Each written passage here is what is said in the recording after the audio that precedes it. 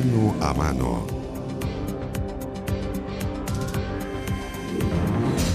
Iniciamos nuestro mano a mano de hoy. La irrupción del senador Alejandro Guillé en el escenario presidencial está agitando las aguas al interior de la nueva mayoría, donde algunos ven que puede ser una buena opción para enfrentar al abanderado de la oposición, expresidente Sebastián Piñera. Saludamos esta tarde al presidente de la Cámara de Diputados, Osvaldo Andrade, a quien agradecemos esta entrevista, y señalar, diputado, y también a la gente que nos ve hasta ahora, que tenemos un pequeño desfase, un retardo en nuestro diálogo por el sistema de transmisión, así que para que estemos conscientes de aquello. ¿Cómo está? Buenas tardes. Buenas tardes. No entendí nada lo que es ese pequeño espacio, pero bueno, usted me dice. Un retardo en la conversación, es por el sistema de comunicación. Ah, ok. Muy bien. Muy bien. Entiendo. En primer lugar, quisiera preguntarle qué es lo que a usted le gusta de Alejandro Guillé políticamente hablando, claramente. Porque en la práctica uno dirá, bueno, está muy bien aspectado en términos de números en las encuestas, pero en lo político, ¿qué le gusta de Alejandro Guillé?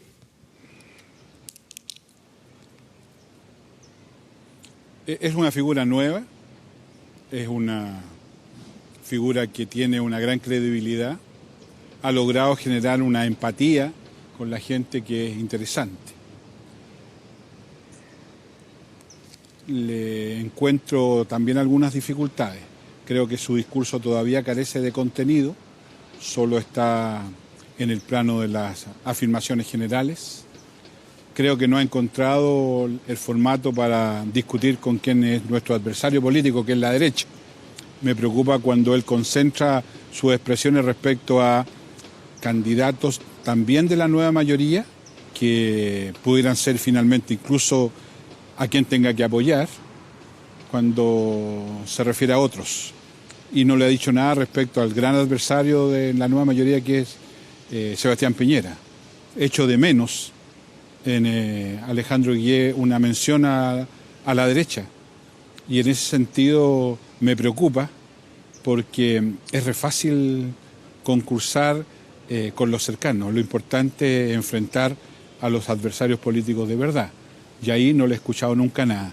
Entonces creo que él todavía en eso tiene que desarrollar una expertise política y una convicción política que hasta ahora no le veo.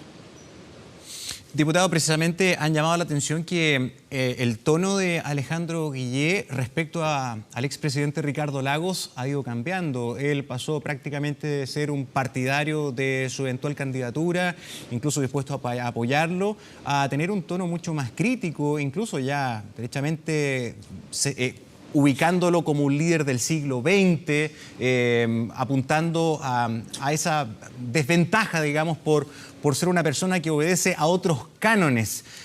¿Por qué cree que Guillé hace esto? Usted mismo pone sobre la mesa el asunto de que no ataca al adversario real, sino que a los más cercanos. ¿Por qué cree? ¿Es falta de experiencia política o hay algo más? Sin duda, hay falta de experiencia política. Es siempre más fácil atacar a los cercanos. Y me preocupa porque todas las afirmaciones que se hacen entre nosotros de pronto se pueden transformar en dificultades para el que las profesa. Yo recuerdo las cosas que se decían de Michelle Bachelet, y algunas eran proferidas por personas que después fueron adherentes muy entusiastas de Bachelet y su programa. La vida y la experiencia es bueno no olvidarla en estas cosas. Yo no tengo inconvenientes si finalmente el senador Guillé es el candidato de la nueva mayoría para respaldarlo. Pero sin prejuicio reconocerle todas estas virtudes que le he mencionado, y probablemente agregaría varias más, creo que comete un error si concentra su línea argumental en frases vinculadas con sus compañeros de ruta. Estamos todos destinados a derrotar a la derecha y en eso hay que ser cuidadoso. Sin prejuicio, lo cual él tiene todo el derecho al mundo a relevar sus condiciones y características. No siempre eso se logra denostando a los otros, sobre todo cuando se trata de personas hasta las cuales hace un mes atrás él hacía solo elogios, se declaraba, por ejemplo, se declaraba expresamente laguista. Me consta aquello. Entonces, es muy difícil de entender estos cambios de opinión en tan poco tiempo. Yo le reitero, yo no lo dije hoy día en un medio de prensa, yo no tengo inconveniente en respaldar al senador Guillé si finalmente es el candidato de la nueva mayoría. Y espero que él sea un genuino representante de este mundo de la centro y de la izquierda. Pero para eso, el adversario de la centro izquierda está al frente, se llama Sebastián Piñera. Sería bueno que no lo olvidara. Es como en buen chileno escupir al cielo políticamente hablando. Es un poco lo que pasó en el pasado reciente con Camila Vallejo, que dijo que no iba a apoyar a Michelle Bachelet y terminó siendo partidaria del programa y de su gobierno.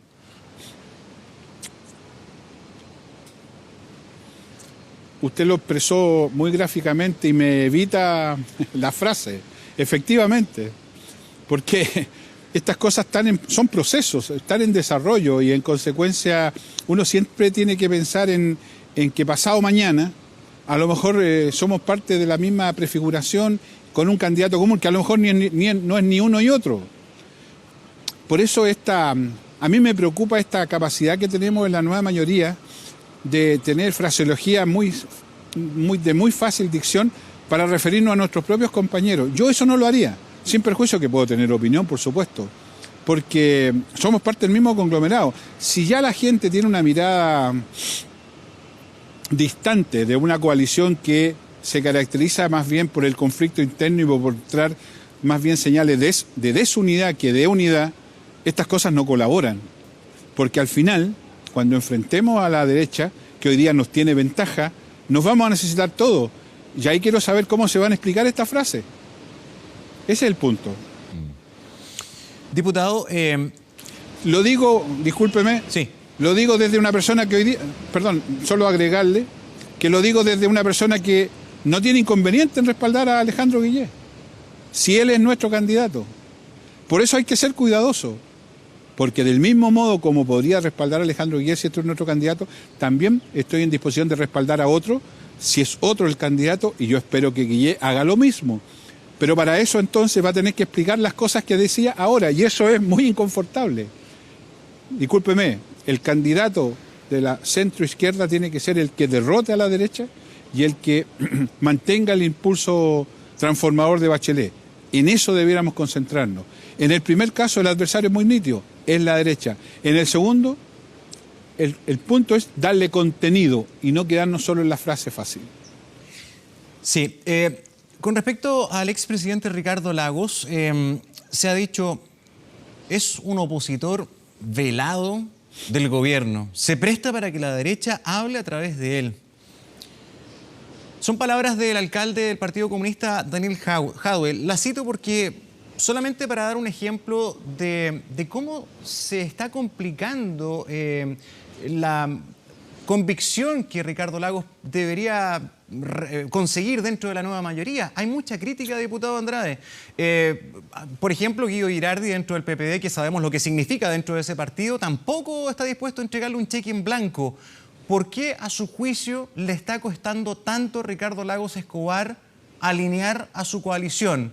¿Por qué no convence?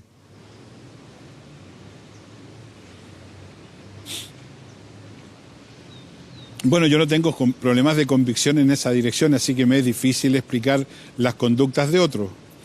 Sin embargo, voy a reiterar lo que le dije hace un rato atrás a propósito de las expresiones del alcalde de Recoleta. Bueno, él fue candidato por mediodía y representa un conglomerado político que tenía expresiones muy duras respecto de Bachelet en su momento y que terminó siendo de un bacheletismo tremendo. Entonces, yo la explicación se la pediría a ellos, más bien de lo que fue su conducta anterior. Y respecto al PPD y en particular al senador Girardi, es extraño, porque el PPD en su mesa, su dirección, la que representa la institucionalidad del PPD, se reunió con el presidente Lagos el día de ayer, y salieron haciendo declaraciones en otra dirección. Eso tendrá que resolverlo el PPD. Ahora, ¿por qué el presidente Lagos genera estas cosas? Yo me atrevería a que los liderazgos como el de Lagos generan estas controversias, sobre todo porque él tiene una experiencia en que hubo aciertos y desaciertos en lo que fue su gestión presidencial. si en el balance final yo me quisiera quedar con el balance de la ciudadanía. Cuando Lagos terminó su mandato, la terminó con una alta adhesión ciudadana, casi el 60%. Lo mismo sucedió con Bachelet en su primer mandato. Entonces, yo en esto tendría cuidado. Lo que yo sugiero es que en vez de hacer tanta declaración que a veces es descalificatoria, cuidemos nuestros liderazgos. Alguno de ellos va a concursar contra la derecha. Y en consecuencia, no le hagamos nosotros el juego a la derecha, dándole argumentos en contra de nuestros candidatos y nuestras liderazgos. Hagamos un esfuerzo por mordernos un poco la lengua, permitir que nuestras candidaturas se desplieguen en la sociedad, colaborar con ellas, de esa forma también podemos colaborar con el gobierno, y ya habrá el momento de definir quién es. Y en ese momento cada uno expresará su opinión y su convicción. Pero mientras tanto permitamos que despliegue. Pero el fuego amigo, la descalificación que nos ha costado tanto vencer en la nueva mayoría, yo espero que no se siga repitiendo, sobre todo de aquellos que precisamente dicen lo contrario. Acabo de leer la prensa y en el vespertino La Segunda, un parlamentario demócrata cristiano dice que un ministro demócrata cristiano es un agente de los MOL. Oiga, discúlpeme, ¿cómo hemos podido llegar a ese extremo? Un demutado demócrata cristiano respecto de un ministro demócrata cristiano, todo del mismo gobierno. ¿No se dan cuenta lo que provocan en la opinión pública cuando hacen esas cosas? ¿Acaso la democracia cristiana no tiene la capacidad de internamente resolver esos problemas? ¿Por qué lo hacen público si nos abochorna a todos? Eso es inaceptable. Inaceptable. A eso me refiero. Tenemos una tremenda capacidad de afectar nuestros propios liderazgos. Uno puede estar en desacuerdo con ellos, pero ¿cómo no va a haber un método para que estas cosas se puedan resolver de buena manera y no hagamos estos espectáculos bochornosos ante la opinión pública? La experiencia nos ha demostrado que ese es un profundo error. Sí, ¿por qué cree usted que está pasando eso en la nueva mayoría, diputado? Porque hasta hace no mucho tiempo yo recuerdo que... Porque no hay línea. Ya, pero antes de que desarrolle su respuesta, hasta hace no mucho tiempo yo me acuerdo que era muy recurrente la crítica... Muy bien, perdone. No se preocupe, está bien, vamos a retomar. La crítica era a la derecha. Siempre se apuntaba a la cara, a la nariz, a la derecha y se decía la derecha siempre se autofagocita, se autodestruye. Y hoy día vemos a la nueva mayoría teniendo una actitud muy similar. ¿Qué está pasando? Porque nos estamos autoderrotando. Ese es el problema. No tenemos línea para enfrentar la situación. Estamos en un marco de desconfianza tremenda. La política está en entredicho, las instituciones políticas están en entredicho, los partidos, las coaliciones, el gobierno está en un mal pie y cuando estas cosas suceden, cunde el pánico. Y cuando cunde el pánico, la frase fácil es lo más recurrente. Ese es el problema que tenemos. Yo no digo que la derecha esté mejor, pero que nos está ganando, nos está ganando. Esa es mi preocupación y mi llamado. Entonces, ¿hasta cuándo le seguimos facilitando el triunfo a la derecha? Cada vez que hacemos este tipo de momentos, de expresiones, de puntos de vista, le hacemos el juego a la derecha. ¿Por qué no podemos decir que todos son muy buenos candidatos y que vamos a elegir el mejor y para eso concentrémonos en el método? Todos necesitamos que al gobierno le vaya bien. Discúlpeme, podemos estar en un estupendo candidato, pero si al gobierno le va pésimo, le va a ser más difícil a ese candidato. Para que al gobierno le vaya bien tiene que haber unidad. ¿Usted cree que es posible que nosotros le vendamos la imagen de unidad a la ciudadanía cuando nos decimos esas atrocidades? Perdón, ¿qué ese es el problema? No hay líneas. Por eso he planteado un plan a 18 meses, en que todos pongamos todos nuestros recursos para el éxito del gobierno, el éxito de la nueva mayoría, las candidaturas a disposición del éxito del gobierno, los partidos en esa lógica. 18 meses, un plan de 18 meses. Todo el capital que tengamos, pongámoslo a disposición de ese plan. Hagámoslo. A estas alturas no hay otra solución. Y en ese plan digamos lo que vamos a hacer y lo que no vamos a hacer. Y no sigamos inventándonos humo. Lo que vamos a hacer y lo que no vamos a hacer. Y digámoselo a la ciudadanía. Si hay que ponerse colorado, pongámonos colorados solo una vez. Y después dediquémonos a trabajar y digamos menos cosas en contra de los nuestros. Yo no tengo candidato. Para mí, candidato el que le gane a la derecha y que mantenga el impulso transformador de Bachelet. Ese va a ser mi candidato. Y créame que si se llama Pérez, se llama Soto, me da lo mismo. El que tenga esas características y condiciones. Y para resolverlo, fijemos el método. Si para eso son los partidos, para fijar los métodos. Ojalá y aspiro a que tengamos un candidato que represente al mundo PS-PPD. Que se junte el PS, que se junte con el PPD y resuelvan eso. Y tengamos pronto un candidato. Y ahí vamos viéndolo. En la cancha se ven los gallos. Diputado, esto del plan a 18 meses y de trabajar en conjunto lo dijo ya usted hace un tiempo y no ha tenido mucho eco, a tal nivel, bien poco eco. Porque si uno lo puede constatar en la prensa, por ejemplo, diputado Daniel Farcas, de su coalición, critica profundamente y duramente las reasignaciones presupuestarias que ha hecho su gobierno al proceso constituyente tomando platas de la Subsecretaría de Prevención del Delito para otros fines. Entonces uno dice, bueno, ¿cuál es la oposición? Sin perjuicio que pueda o no tener razón. Ahí cada uno juzgará. Y le aprovecho de preguntar qué opina al respecto de esa reasignación.